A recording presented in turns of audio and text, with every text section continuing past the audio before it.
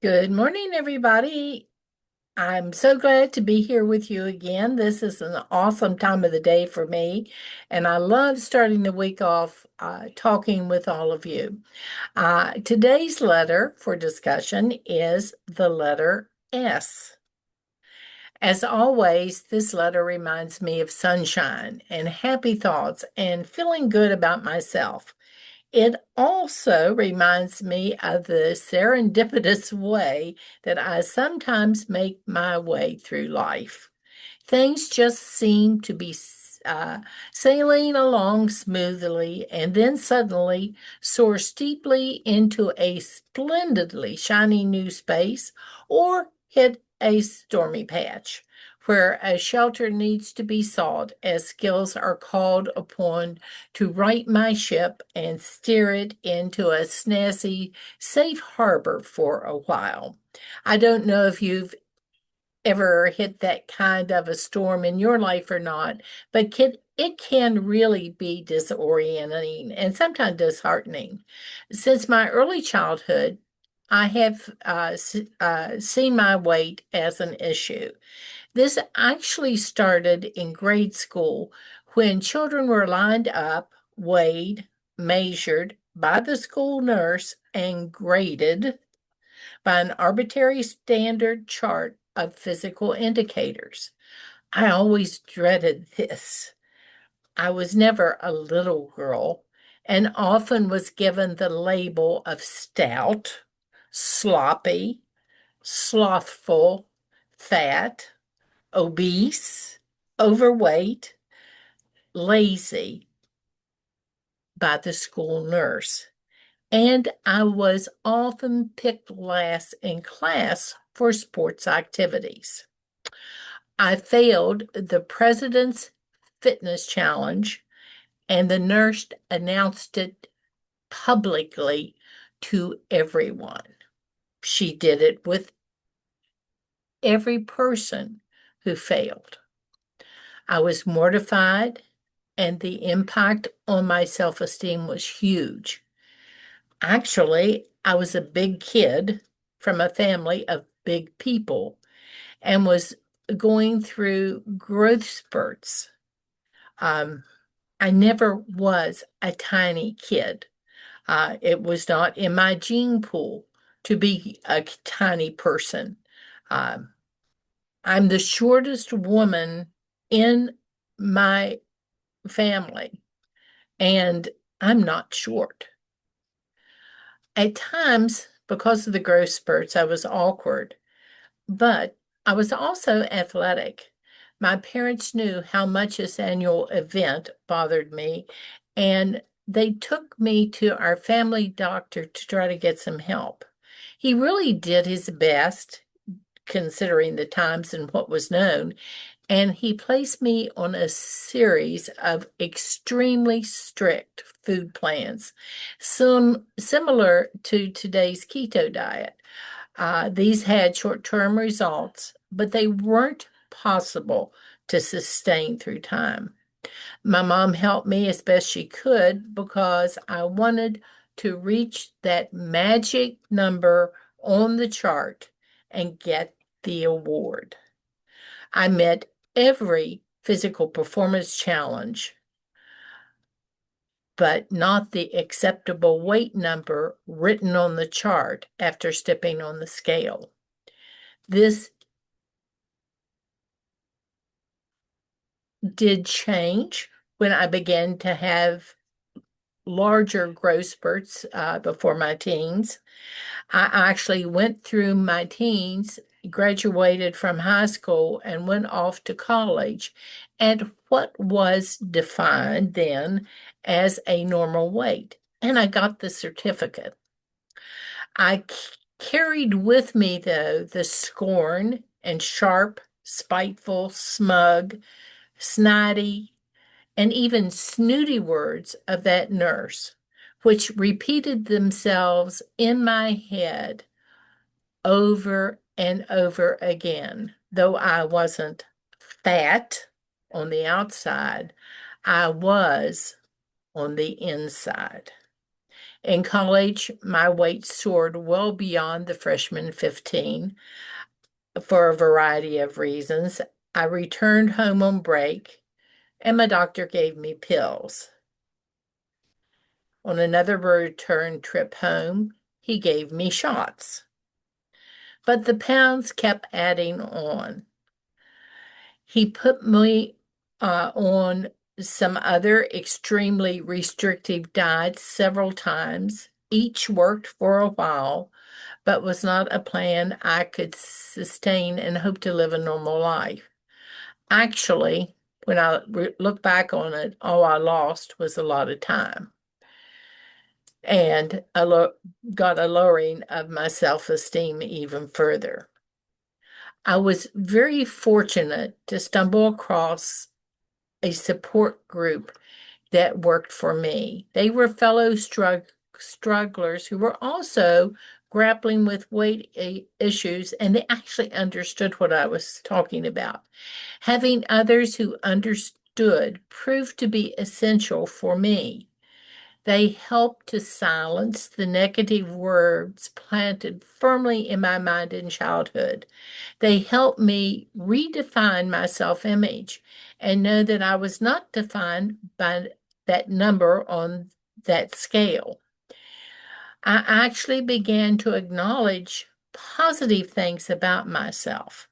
Many of these traits began with the letter S.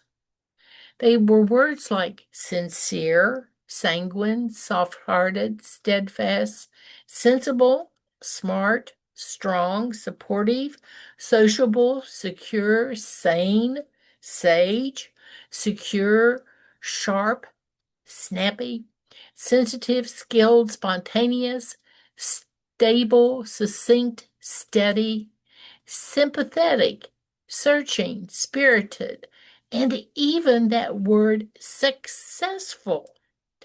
I know your list will probably be even longer when you look at all the S words. It is more than okay to know that you are a kind, caring, empathetic person who wishes to help others live their healthiest, happiest lives. The people in the support group with whom I surrounded myself were so welcoming, friendly, and loving. They created a safe place together with others who respect each other as they are and encouraged all of us to be our very best selves. Support allows everyone to shine, secure in acceptance, and share insights, challenges, obstacles that they have overcome, and successes that they have been able to maintain. Steadfastly shepherding each other and shining a light to help discover our healthiest, happiest paths is a superb mission to take on. Through the years, many of us have known great periods of success that may have lasted for a very long time, but most of us have known periods where we stumbled and fell, had to dust ourselves off and try again. A support group stands ready to help. They help salvage all that could be learned from the experience, soothe our spirits, and uplift us. Weight loss for me is not a straight line. My line of success has been windy and twisty, and it sometimes gets tangled up. It takes side trips, but I found solace in being allowed to stop, change direction, and strike out on a different path if the one I had been traveling was not working. One mantra I use is eat the best and leave the rest. It gives me great serenity to be part of a support group devoted to best health. If your law, if you lose weight, but lose your health in the process, what have you really accomplished? That still echoes in my mind. Serendipitous, serendipitously. Oh boy, that is hard to say all of a sudden, and that's one of my favorite words. Serendipitously, going through the COVID isolation was another key teaching moment. Talk about dusting ourselves off, squaring our shoulders, and discovering that new path was totally necessary during that time. It was also totally unexpected. It just seemed to come out of the blue. And reminded myself at the time, stuff happens. The unexpected can't always be anticipated. You you can't climb over it or go around it. So then you're left with opening that door and going through it, bringing with you knowledge to apply to the situation as best you can, and giving yourself time to learn new skills, new techniques, and new coping strategies.